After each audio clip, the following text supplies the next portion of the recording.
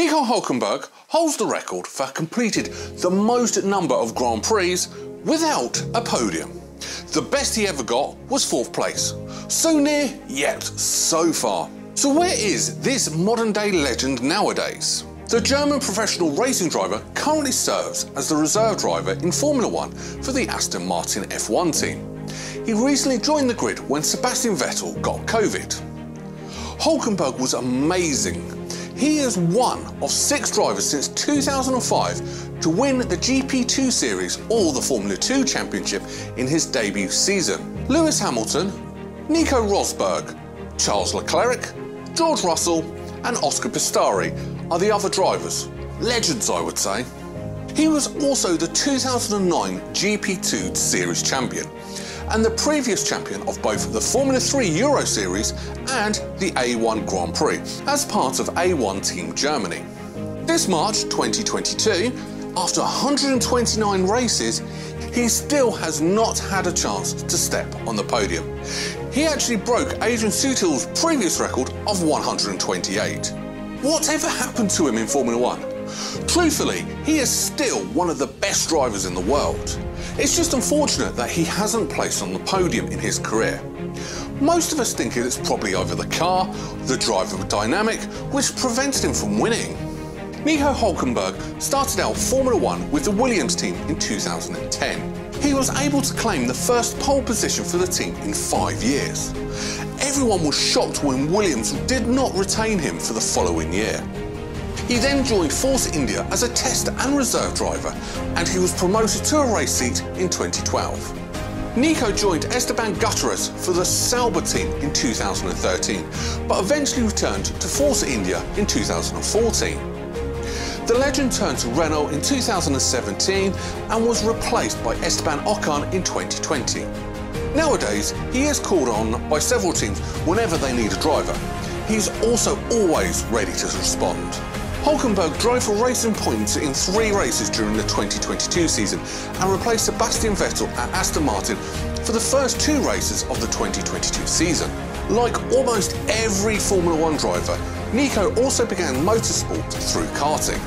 Even as early as this, he was already an icon in the German karting scene. At the age of 15, he won the German Kart Championship in 2003.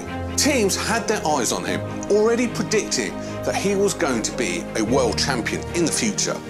After a few more years of karting, he eventually transitioned to motor racing, where he won the German Formula BMW Championship in 2005. How skilled is he to win all of these in the span of just a few years? Hulkenberg entered the German series in 2006 rather than joining Formula 3, but ended up joining it in 2007. The next year, Nico also joined the Williams Formula 1 team as a test driver. By that time, he impressed everyone with his few appearances in Williams' new FW30. The driver kept impressing everyone as he set pole for both qualifying and winning a Qatar in the GP2 series. Nico was now ahead of Grosjean, who was clearly his rival, but the latter suddenly graduated to Formula 1 with Renault.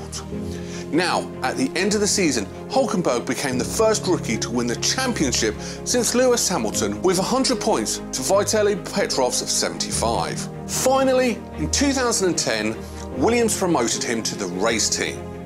It was the moment everyone was waiting for. The first half of the season was wonderful for this rookie. He even had the pole position for Interlagos and produced 2 laps quicker than the other drivers. Sadly, everything was gone in a blink of an eye when Williams had a change of heart. The team wanted another driver to race for them. Nico's successor as GP2 champion, Pastor Maldonado. Despite his efforts, Hulkenberg was gone from the grid again. Because of all of this drama and fiasco, Nico Hulkenberg moved to Force India, again as their reserve driver. You couldn't see him during the Grand Prix, but he was mostly seen in Friday morning practice sessions. The team also decided he would be racing for them in 2012. That year was amazing for the guy. He showed how great of a driver he was at Interlagos again. He could have won the Brazilian Grand Prix, but heartbreakingly lost the lead and spun into another legend, Lewis Hamilton. Did you know that Nico Hulkenberg was the second choice for a seat in Mercedes? It eventually went to Hamilton, which is a bit sad, because we really wanted to see Nico in a team that would treat him better. Imagine him driving for Mercedes. Oh well, thankfully another team took him in with open arms. He moved to Sauber by 2013, but he completely regretted it. For him, they were uncompetitive, and even the audience can see that all decisions they make are prone to destroying their rear tyres. Not good management, as you can see. With all of this frustration, he was disappointed with the team and went back to Force India in the end.